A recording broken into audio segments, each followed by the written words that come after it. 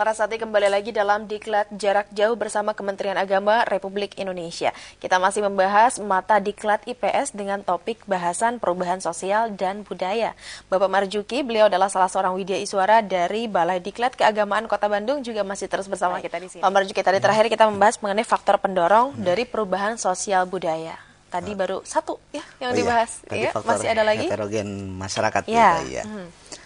Yang kedua, Pak Laras, ini pemirsa di rumah, bahwa faktor pendorong perubahan kebudayaan ini diantaranya adalah orientasi ke masa depan. Nah, di antara orientasi ke masa depan ini tentunya dimiliki oleh orang-orang yang berpendidikan, yang punya wawasan ke depan, ingin maju dan sebagainya, yang dinamis itu. Kemudian ya diantaranya karena taraf pendidikan masyarakat semakin maju, orientasi ke depannya itu semakin dia itu lebih terfokus, lebih punya harapan.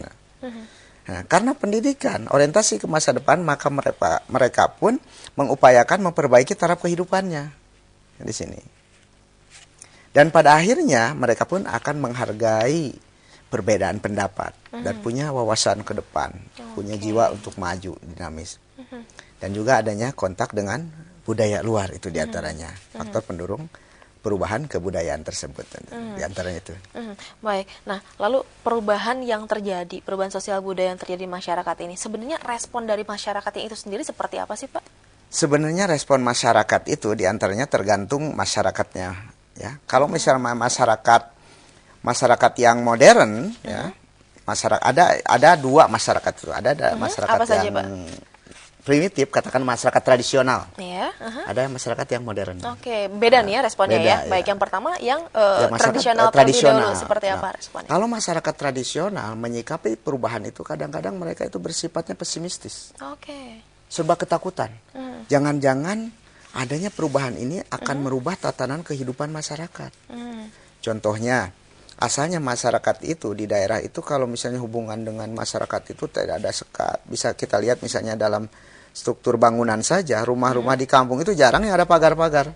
Pembatasnya itu bebas sekali, itu menunjukkan keterbukaan, dan ada balai-balainya di depan, itu menunjukkan siapapun boleh mampir. Mau misalnya, dan masyarakat itu kalau misalnya kita mampir, dia itu dengan sendirinya menawari minum dan sebagainya, itu udah nggak minta lagi. Nah, ketika masyarakat modern itu sudah lain kan. Nah, itu. Kemudian, baik, sudah kita perlihatkan juga mungkin slide-nya. Ini respon dari masyarakat tradisional begitu ya dalam menghadapi perubahan sosial budaya yang terjadi. Nah, tadi ada dua respon begitu ya. Karena ada dua macam masyarakat, ada masyarakat tradisional dan ada masyarakat modern. Baik, yang pertama kita bahas mengenai respon dari masyarakat tradisional nih mengenai perubahan sosial budaya. Respon masyarakat tradisional terhadap perubahan budaya, diantaranya mereka itu sulit menerima perubahan karena berpegang teguh pada tradisi. Kalau biasa, sudah berbicara ya? Tradisi sudah turun-temurun, sepertinya kalau merubah itu ada sesuatu yang janggal, kata orang Sunda itu nyebutnya pamali. Sesuatu yang tabu, karena yang sudah diwariskan oleh nenek moyangnya, sesuatu hal yang sakral dan harus dilanjutkan di situ, harus dilaksanakan. Yang kedua, perubahan itu terjadi secara lamban seiring dengan tingkat penerimaan mereka terhadap perubahan.